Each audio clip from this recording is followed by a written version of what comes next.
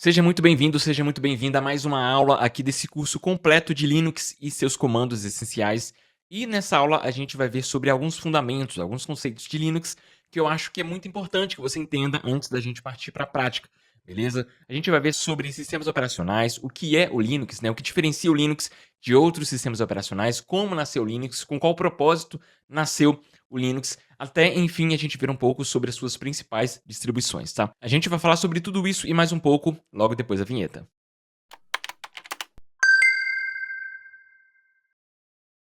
Antes da gente começar essa aula, eu quero te avisar, caso você não saiba, que este vídeo faz parte de uma playlist completa do curso de Linux e comandos essenciais.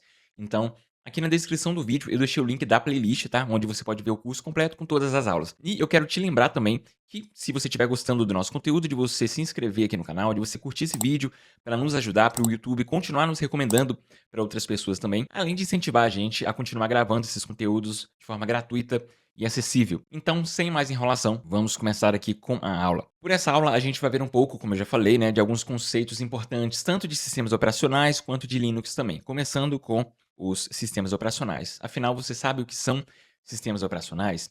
Para começar a falar sobre os sistemas operacionais, eu quero dar uma visão geral das três camadas, das três principais camadas de um computador, tá? A primeira camada de um computador, e se não tiver essa camada, não existe computador, é a camada de hardwares, ok? Que são os dispositivos físicos do computador.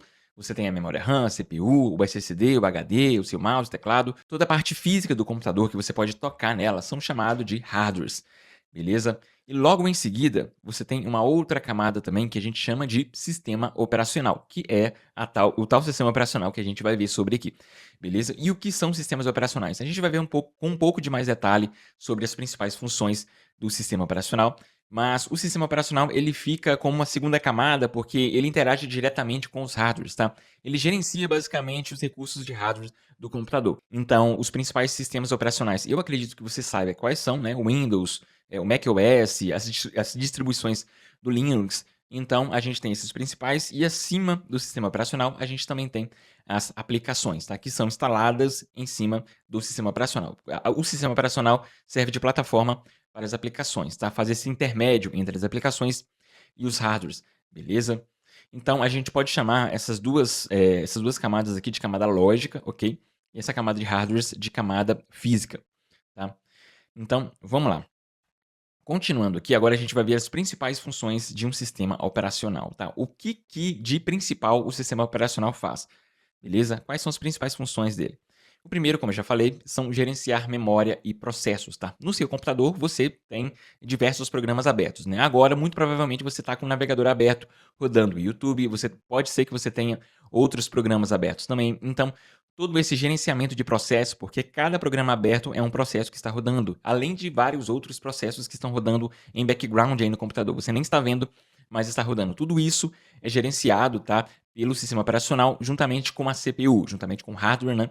Que é a CPU, que é o processador, beleza? E tem a memória também, porque cada programa que você abre ocupa um certo espaço na memória. Então, para ajudar a alocar corretamente, né, os programas na memória, o sistema operacional tem o seu papel principal nisso, tem o seu papel importante nisso. Um outro papel muito importante também do sistema operacional seria gerenciar os dispositivos de entrada e saída, dispositivos I/O, input, output.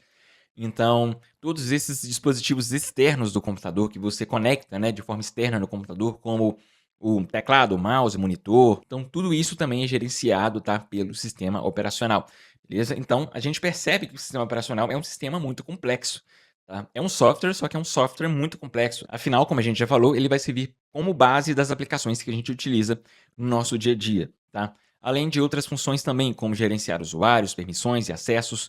Qualquer sistema operacional que você instale no seu computador, tá? Que as pessoas instalem, por exemplo. Se você compra um computador, ele vem com um sistema operacional novo. E você precisa fazer o quê? A primeira coisa que você precisa fazer é configurar um usuário, tá? Quais são os usuários administradores, quais não são. Então, todo sistema operacional tem os seus usuários, tem suas permissões, tem os seus acessos. E quem gerencia isso é o próprio SO.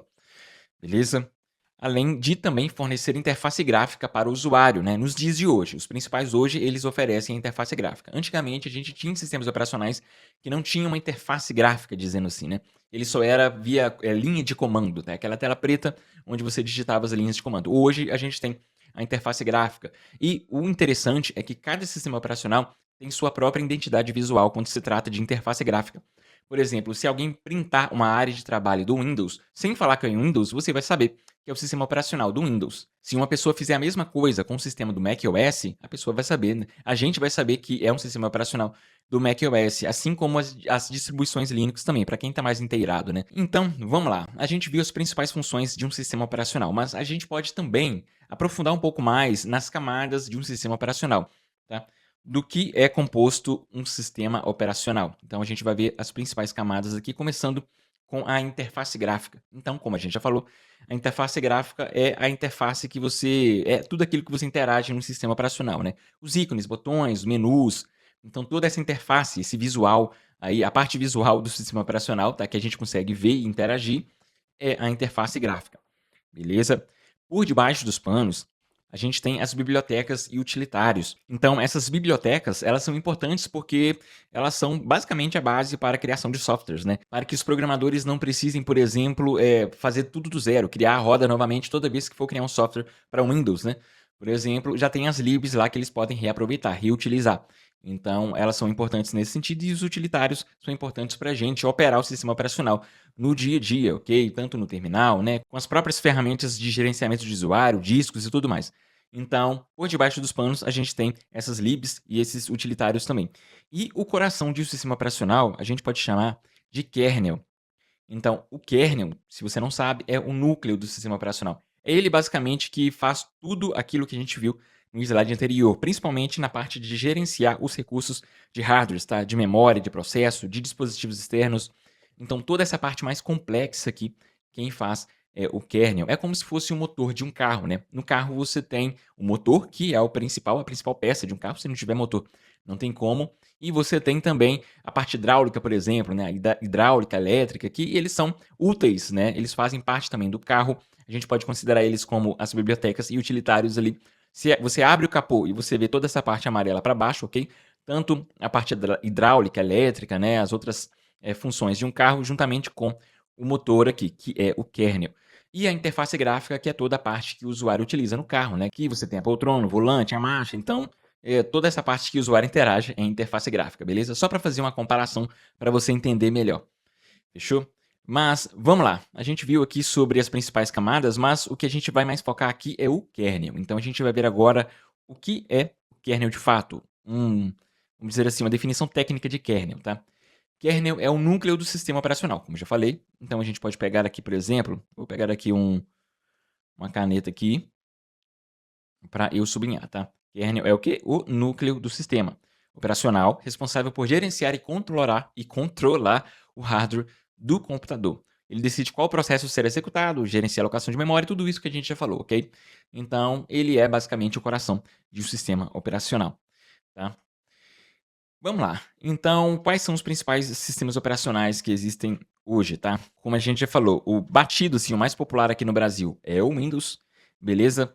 Logo em seguida, a gente pode ter aqui o macOS e depois a gente também tem o Linux, certo?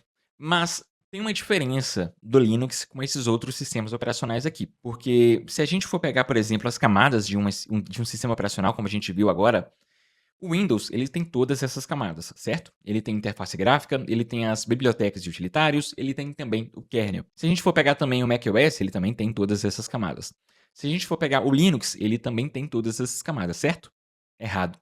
Isso porque o Linux é somente o kernel. O Linux é o próprio kernel. Ele foi desenvolvido como kernel. Então, o Linux não nasceu com as outras camadas de um sistema operacional. Se a gente for pegar a definição técnica de Linux, a gente pode ver que Linux é um kernel.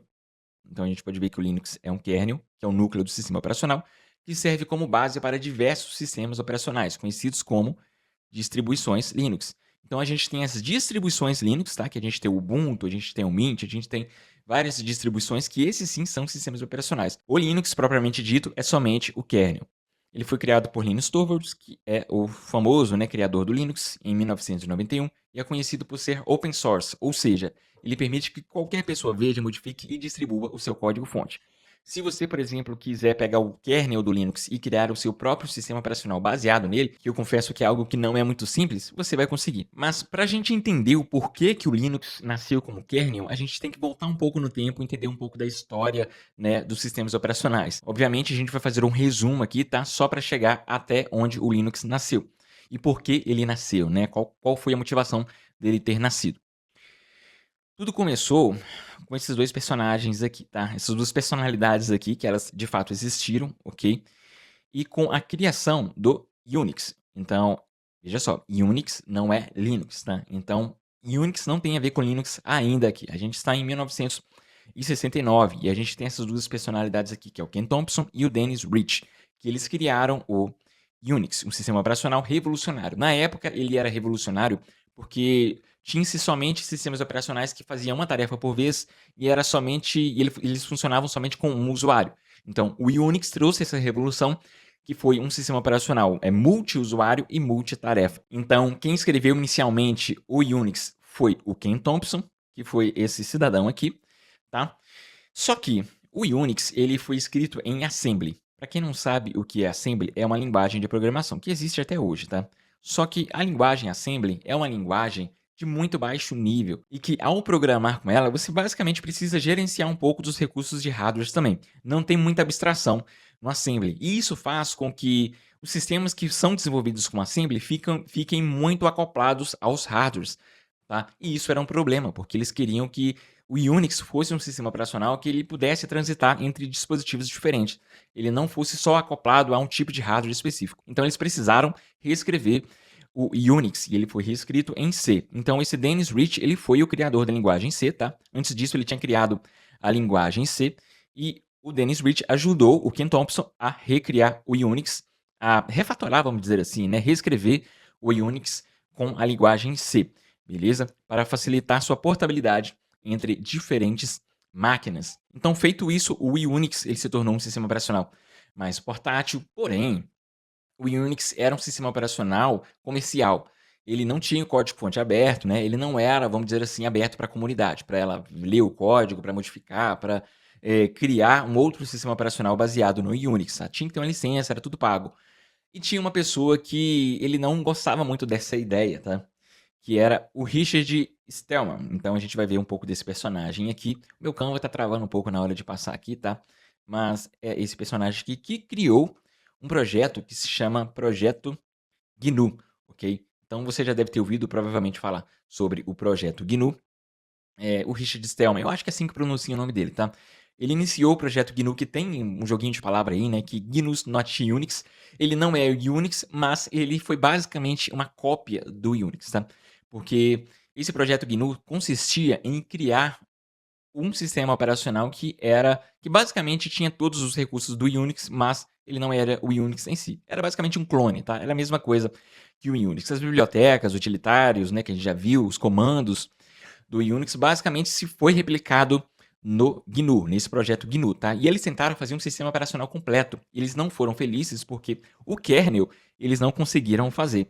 Então, apesar de desenvolver ferramentas importantes como compiladores e bibliotecas, o projeto GNU não possuía um kernel funcional. Como eu já disse, o kernel é a parte mais, vamos dizer assim, complexa de um sistema operacional.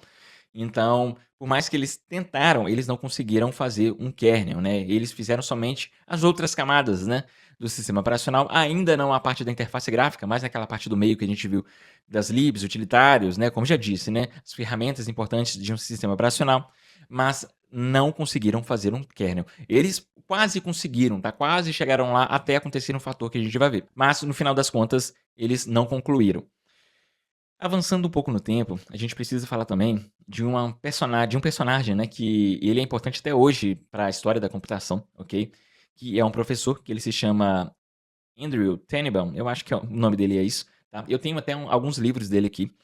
Ele tem livros sobre sistemas operacionais, arquiteturas, né? Arquitetura de computadores, redes. Então, são livros até com uma didática acessível para quem está começando. Então, se você está na faculdade, vou deixar um link aqui embaixo, caso você queira ver alguns dos seus livros. Eu não li todo o livro, tá? Porque não é um livro para você ler de forma corrente, é um livro para consulta, é um livro para você aprender conceitos específicos, mas são bons livros.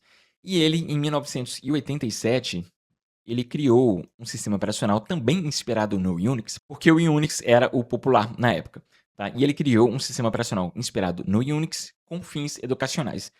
Na verdade, a motivação dele agora não era fazer um clone, não era fazer uma revolução, nem nada disso, tá? Era somente para fins educacionais mesmo, para ensinar como funciona por debaixo dos panos, vamos dizer assim, um kernel de um sistema operacional.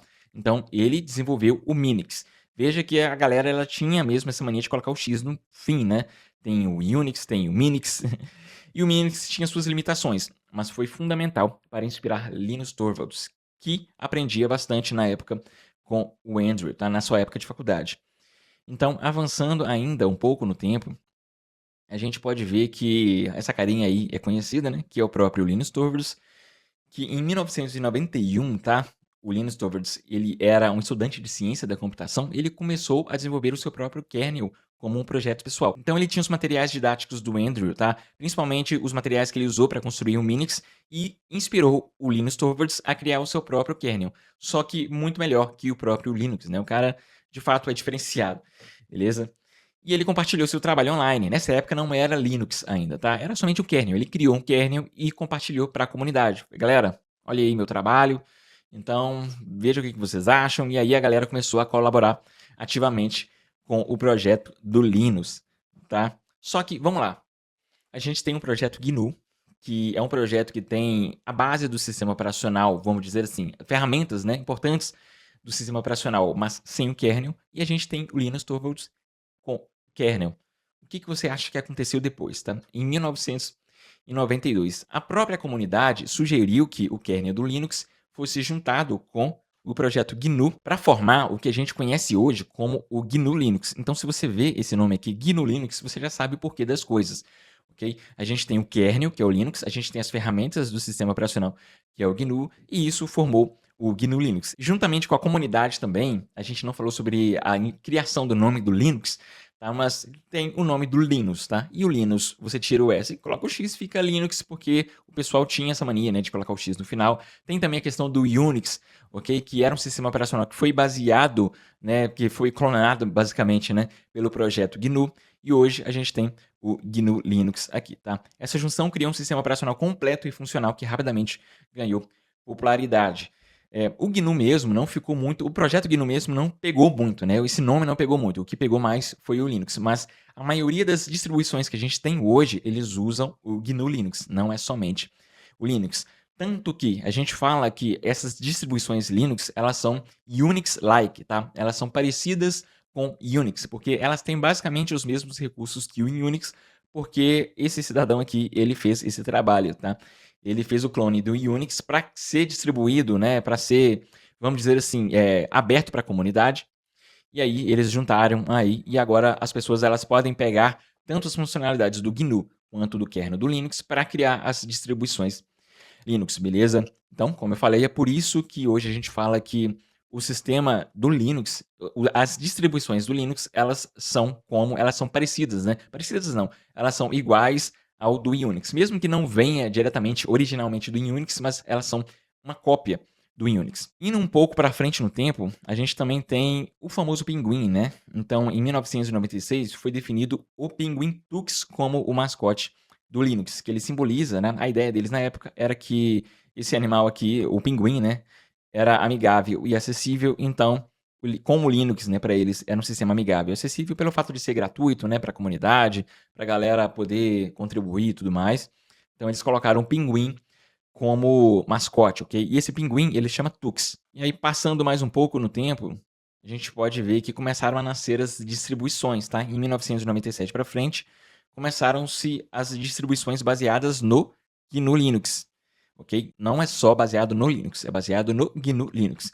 Então começaram a surgir o Red Hat, o Debian e mais tarde o Ubuntu, o Linux Mint. E o Linux se consolidou como o principal sistema operacional para servidores, como a gente já viu, né? Então ele domina os servidores hoje, web principalmente.